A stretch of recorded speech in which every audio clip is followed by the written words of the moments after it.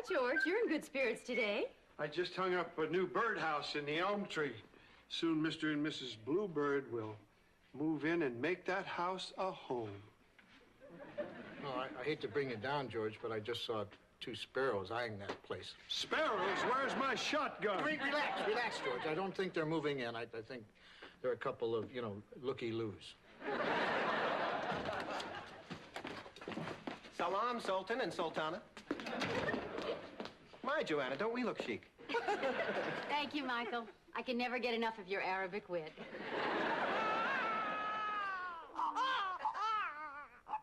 There. Little Steffi Weffy was just hungry, wasn't you? Nay, Mommy dearest, we agreed not to babble and baby talk like other parents. Okay, Cupper Wuppers? Of course, Mikey Ikey. Dickie's getting sicky. Hello. Stephanie, darling. Libby, darling. Scooter, darling. Ah, what a darling surprise. You're the one who's full of surprises, pet. We were jetting in from Berlin. Big bash at the wall, don't you know? When Kip and Anastasia DuPont told us of the blessed event. Really, dear, we never got an announcement. I thought I sent one to everyone who mattered. Water under the yacht.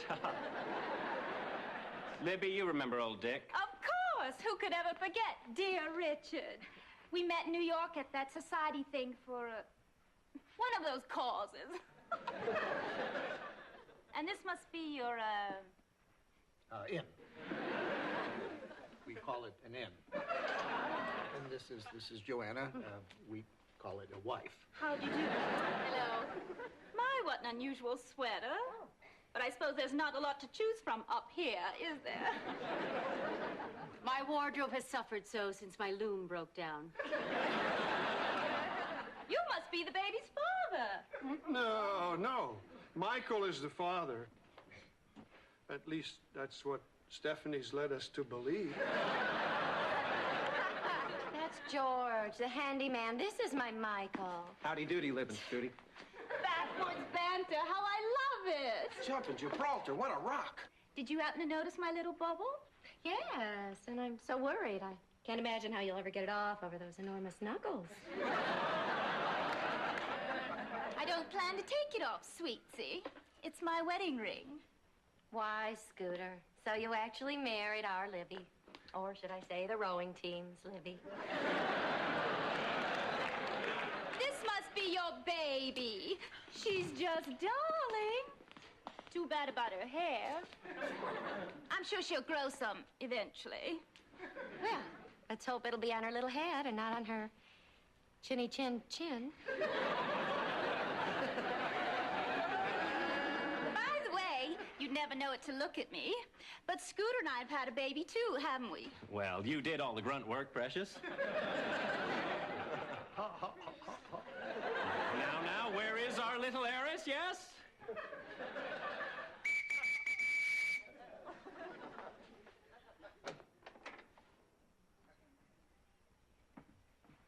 Her name is Tiffany. Isn't she just perfect? Oh. Well, she's a little Zothic. George, I think Libby was talking about the baby. Oh. I apologize for that Zothic remark. Excuse me. I'm going outside and shoot some birds. Richard and wife, isn't Tippy the most beautiful little girl you've ever seen? You're expected to say yes. Yeah, yes. No. Well, she's certainly, definitely on my top 2 list. You're putting Tiffany in the same league with that little bald girl? Well, thanks for stopping by. Oh, no, we'll be staying, old girl. Yes, we'd like 2 rooms, please. One for Libby, myself, and child, and one for Mrs. Butterworth. Mrs. Butterworth. I love your maple syrup. I've never heard that one before. Come on, Stephanie, grab their bags and we'll show them to their room. Oh, Scooter, isn't this delicious? Stephanie will be our own personal slave girl. Slave girl, how dare she? Michael, carry their bags up. Yes, Master.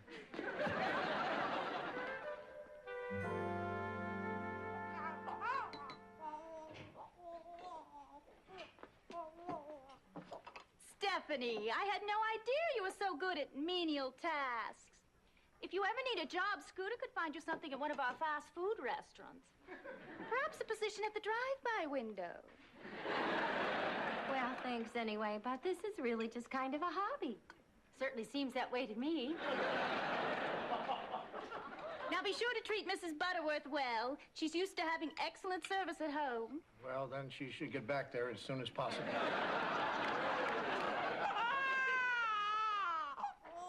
Your baby is a fussy little one, isn't she? Well, maybe it's just the scent of rancid perfume in the air. Steph, I hate to eat it and beat it, but I really should trot over to the station for a tad. Michael is general manager of WPIV. And our little Steffi owns the station. Really? Our little Tiffany doesn't need to work. Well, our Steffi doesn't need to work either. She just enjoys the pleasure she gets out of pushing people around. I must admit, your Tiffany is pretty, considering. Cattiness looks so ugly on you, Stephanie. So does most of her wardrobe. But I understand your dilemma. Your baby could never be Tiffany's equal.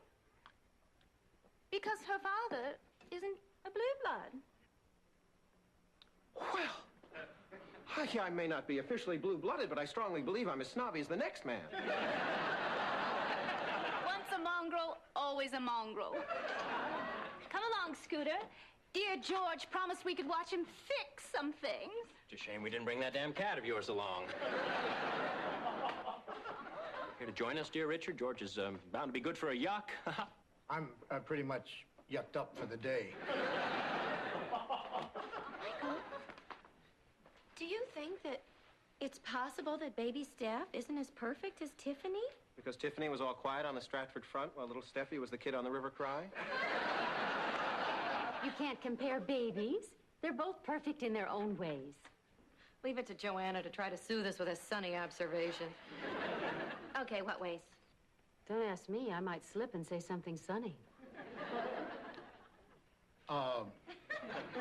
Well, Tiffany has, lots of curly hair and adorable dimples and the longest eyelashes. And baby Steph has a chin. Every baby has a chin. Yeah, but, not that pronounced. Michael, Tiffany does have bigger dimples. And gobs of Goldilocks. Face it, Michael. Our perfect baby's bald and bitchy.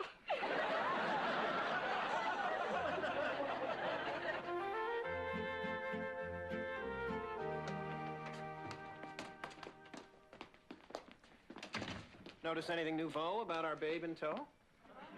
Oh, my. Look at all the hair she's grown in the last 2 hours. Keep it under your hats, cats, but those follicles are faux. It's a tiny toupee. It's amazingly lifelike, don't you think? Kind of reminds me of a drooling Ted Koppel. See, I told you we should have gone with the Deborah Norville. Oh, what's the use? We can't even fool these fops. It's not fair. There is a flaw in my ointment. Oh, Michael, we made a terrible mistake. We married for love. Oh, stupid Cupid. There's nothing wrong with marrying for love. Look at us. Oh, stupid Cupid. You realize what this means? Would you mind telling me what the hell you're talking about? We're getting a divorce. Stephanie? Goodbye, Michael. Michael, freeze! You don't have to be so dramatic, Dick Olivier. A simple wait a sec would have sufficed. What are you doing? Don't you listen to us when we're hysterical? We're getting a divorce. I'll try to find a nice lawyer, Steph. I will, too. This is unbelievable. Bet we could find 2 nice lawyers? Justice Jojo's right. We'll settle out of court, Cuppers. You take everything. Deal. Oh, Michael, our marriage is slip sliding away. I guess now there are 51 ways to leave your lover. That cinches it. Are you two out of your minds? I mean, don't you want to see your little girl grow up? That'd be nice. Maybe Chicago's too far. Is there a state that borders Vermont? No. We're surrounded by water. Then I'll rent a houseboat off the coast of Vermont. I'll get a job at an offshore TV station. Farewell, my former wife. I'd ask for a lock of our baby's hair, but thanks to my dorky DNA, she doesn't have any.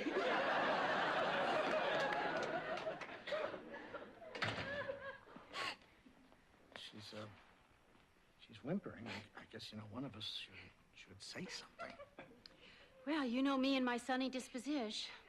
I'd probably just make matters worse by cheering her up.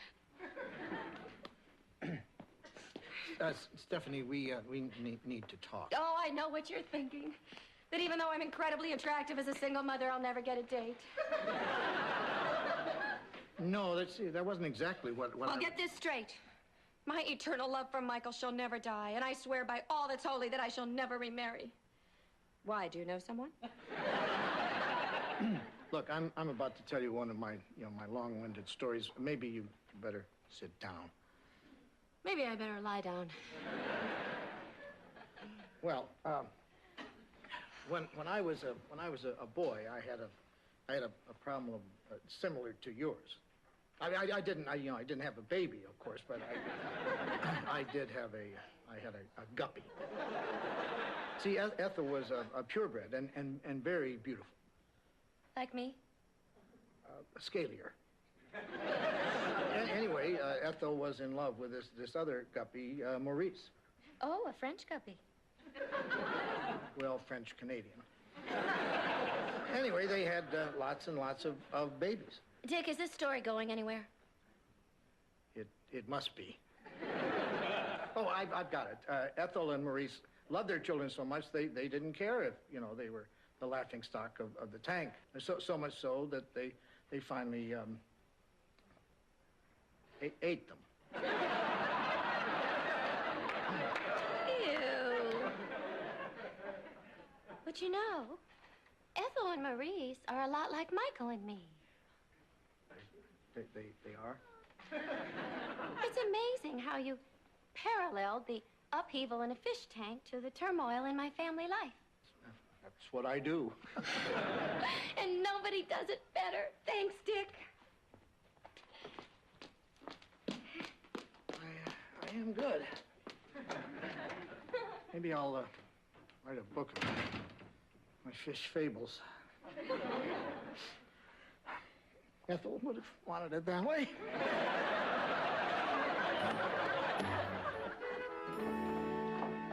And Ethel and Maurice had lots and lots of kids. Or snacks, as they turned out to be. Egads, the cads. It is a fish-eat-fish world. But what's the drift of this icky tale? Well, in his morbid, long-winded way, Dick was trying to say that fish can be good role models. They ate their children. I would never do such a thing to baby Steph. I mean, though on occasion I may have said I'd like to eat her up, I would never eat her up. Well, what's gotten into Dick? He's losing touch with reality. I only know that I don't want you to go. Sorry, Steph, but for our sullied seedling's sake, this pop has got to be a Rolling Stone.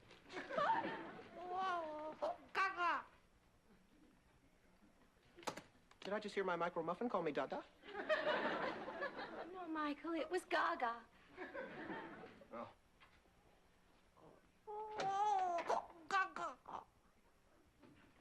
Michael, that time I think she did say Dada. Really? Yes, she's saying Dada. Mia Bambina, sprechen Sie me nehmen. She doesn't want you to go either. Double family whammy. My mainspring and my offspring want me to stay. See, she doesn't care about your stupid old blood. Oh, Steph, you realize what this means? I can paste my head back into the family photos.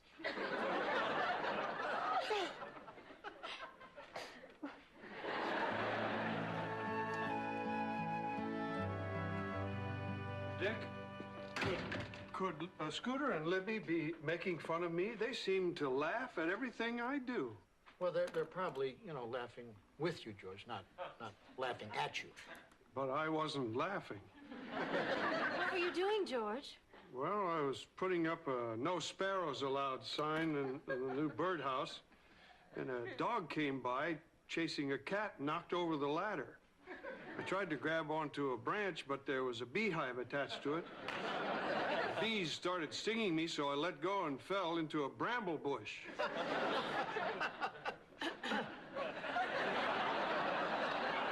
Well, you don't look any worse for wear. Oh, yeah. Every inch of my body is covered with bloody welts and scratches. You want to see? No. Us? No, thank you. I'm still trying to get over the image of your body after you were trampled by that cow. Libby called me a rube. What is that exactly? George, it's a derogatory term for a person from a small town. Well, I may be a hick, and I've been called bumpkin. And once or twice I came running when someone yelled, "Hey, yokel." But it really galls me when a la-di-da snot-nose labels George Utley a rube. Hearken, homeboys. We come bearing nifty news. We've decided to stay together.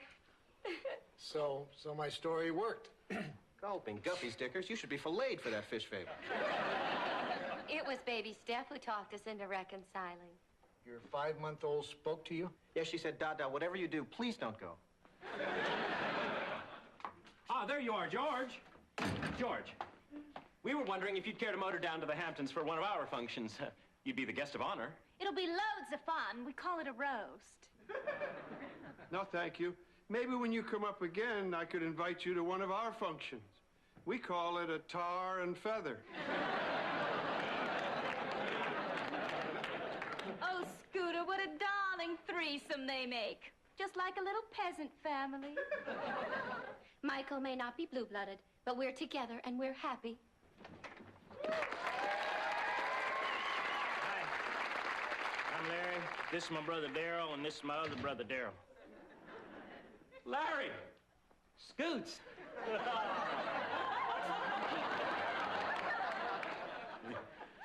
to see you again, dear Lawrence. I believe the last time was at Leona's I'm Just Wild About Harry and Larry bash. That was some soiree. We dropped by to offer our congratulations on the arrival of your heir, and to see whether you require our expert child care services. Thank you, Lawrence, but our little Tiffany is upstairs and very capable, albeit gnarled hands. Well, then, we'll bid our adieus and return to our genetic experiments. Darryl here is attempting to cross a porcupine with a pussycat. Alack, the offspring tend to clean themselves to death. Oh, Scooter, do say hello to your mom for us. Our floors ain't been the same since she stopped scrubbing them. Pardon? Apparently, Scooter's humility prevented him from bragging about his mother's proficiency as a scrub woman. Your mother was a scrub woman? Well, before she met my stepfather, we were a mite cash poor, so... That's quite enough, Scooter. No, it's not. So, Scooter, I guess this means you're not a full-blood blue blood. Well, actually, strictly speaking, I am. I've never been so humiliated in my life. Well, hopefully you'll have plenty of other chances. Don't get so high and mighty with me, pet, lest we forget your grandfather sold used pickup trucks in Scranton. They were not pickup trucks. They were recreational vehicles. Ooh, this is so delicious. I'm going upstairs to pack. Come along, Bernie. Oh, well, we're going to start using our real names, are we now, Shirley? Keep a cot warm for me, dear chum. I may be bunking in for a while. It appears I've just performed the function of Deus Ex Machina in this little drama. In Greek theater, the Deus Ex Machina was raised and lowered on a rope while the chorus explained the offstage action. Well, since our chorus is relatively silent, and our rope is holding up Daryl's pants, we'll settle for an exit upstage center.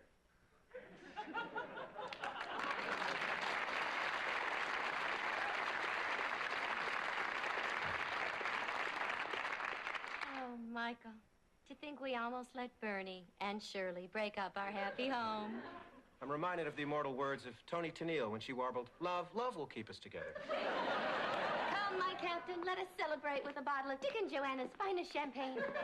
Or maybe Dick and Joanna's finest tap water.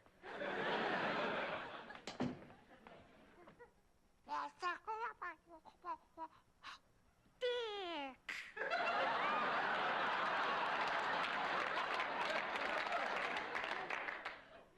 Dick.